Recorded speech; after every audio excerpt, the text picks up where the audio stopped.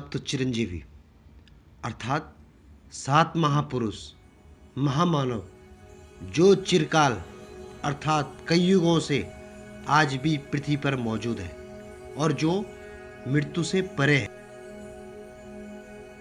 अश्वत्थामा बलिर्व्यासो हनुमांश्च विभीषण कृपः परशुरामश्च सप्तते चिरंजीविने अर्थात अश्वत्थामा राजा बलि, महर्षि व्यास, हनुमान, विभीषण, कृपाचार्य और भगवान परशुराम ये सभी चिरंजीवी हैं अर्थात अभी तक जीवित हैं। हिंदू इतिहास और पुराण अनुसार ऐसे 7 व्यक्ति हैं जो चिरंजीवी हैं। यह सब किसी न किसी वचन, नियम या श्राप से बंधे हुए हैं और यह सभी दिव्य शक्तियों से संपन्न है। योग में जिन अष्ट सिद्धियों की बात कही गई है वे सारी शक्तियां इनमें विद्यमान है। यह परा मनोविज्ञान जैसा है जो परा मनोविज्ञान और टेलीपैथी विद्या जैसी आज के आधुनिक साइंस की विद्या को जानते हैं वही इस पर विश्वास कर सकते हैं। आओ जानते हैं हिंदू धर्म अनुसार कौन से यह 7 जीवित महान मानव हैं। हनुमान। अंजनी पुत्र हनुमान को भी अजर अमर रहने का वरदान मिला हुआ है। यह राम के काल में राम भगवान के परम भक्त रहे हैं। हजारों वर्षों बाद वे महाभारत काल में भी नजर आते हैं। महाभारत में प्रसंग है कि भीम उनकी पूंछ को मार्ग से हटाने के लिए कहते हैं तो हनुमान जी कहते हैं कि तुम ही हटा लो, लेकिन भीम अपनी पूरी ताकत लगाकर भी उनकी पूंछ नहीं हटा पाते हैं। महर्षि वेद व्यास। महाभारतकार व्यास ऋषि पाराशर एवं सत्यवती के पुत्र थे। ये सांवले रंग के थे तथा यमुना के बीच स्थित एक द्वीप में उत्पन्न हुए थे। अतः ये सांवले रंग के कारण कृष्ण तथा जन्म स्थान के कारण द्वैपायन कहलाए। इनकी माता ने बाद में शांतनु से विवाह किया जिनके 2 पुत्र हुए, जिसमें बड़ा चित्रांगद युद्ध में मारा गया और छोटा विचित्रवीर संतानहीन मर गया। कृष्ण द्वैपायन ने धार्मिक तथा वैराग्य का जीवन पसंद किया, किंतु माता के आग्रह पर इन्होंने विचित्रवीर की दोनों संतानहीन रानियों द्वारा नियोग के नियम से 2 पुत्र उत्पन्न किए जो धृतराष्ट्र एवं पांडु कहलाए। इनमें से तीसरे विदुर भी थे। व्यास स्मृति के नाम से इनके द्वारा प्रणीत एक स्मृति ग्रंथ भी है। भारतीय वाङ्मय एवं हिंदू संस्कृति व्यास जी की ऋणी है।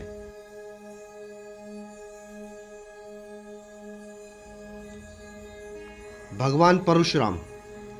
परशुराम राम के काल के पूर्व महान ऋषि रहे हैं। उनके पिता का नाम जमदग्नि और माता का नाम रेणुका है। पति परायणा माता रेणुका ने 5 पुत्रों को जन्म दिया जिनके नाम कर्मशः वसुमान, वसुसेन, वसु, विश्ववसु तथा राम रखे गए। राम की तपस्या से प्रसन्न होकर भगवान शिव ने उन्हें प्रसाद दिया था, इसीलिए उनका नाम परशुराम हो गया। भगवान परशुराम राम के पूर्व में हुए थे, लेकिन वे चिरंजीवी होने के कारण राम के काल में भी थे। भगवान परशुराम विष्णु के 6वें अवतार हैं। इनका प्रादुर्भाव वैशाख मास के शुक्ल पक्ष की तृतीया को हुआ, इसीलिए उक्त तिथि अक्षय तृतीया कहलाती है। इनका जन्म समय सतयुग और त्रेता का संधिकाल माना जाता है। कृपाचार्य। शरद्वान गौतम के एक प्रसिद्ध पुत्र हुए हैं कृपाचार्य। कृपाचार्य अश्वत्थामा के मामा और कौरवों के कुलगुरु थे। शिकार खेलते हुए शांतनु को 2 शिशु प्राप्त हुए। यह दोनों का नाम कृपि और कृप रखकर शांतनु ने उनका पालन पोषण किया। महाभारत युद्ध में कृपाचार्य कौरवों की ओर से सक्रिय थे। अश्वत्थामा। अश्वत्थामा गुरु द्रोणाचार्य के पुत्र हैं। अश्वत्थामा के माथे पर अमरमणि है और इसीलिए वह अमर है। लेकिन अर्जुन ने वह अमरमणि निकाल ली थी। ब्रह्मास्त्र चलाने के कारण कृष्ण ने उन्हें शाप दिया था कि कल्पांत तक तुम इस धरती पर जीवित रहोगे। इसीलिए अश्वत्थामा 7 चिरंजीवियों में से गिने जाते हैं। माना जाता है कि वे आज भी जीवित हैं तथा अपने कर्म के कारण भटक रहे हैं। हरियाणा के कुरुक्षेत्र एवं अन्य तीर्थों में यदा कदा उनके दिखाई देने के दावे भी किए जाते रहे हैं। मध्य प्रदेश के बुरहानपुर के किले में उनके दिखाई जाने की घटना भी प्रचलित है।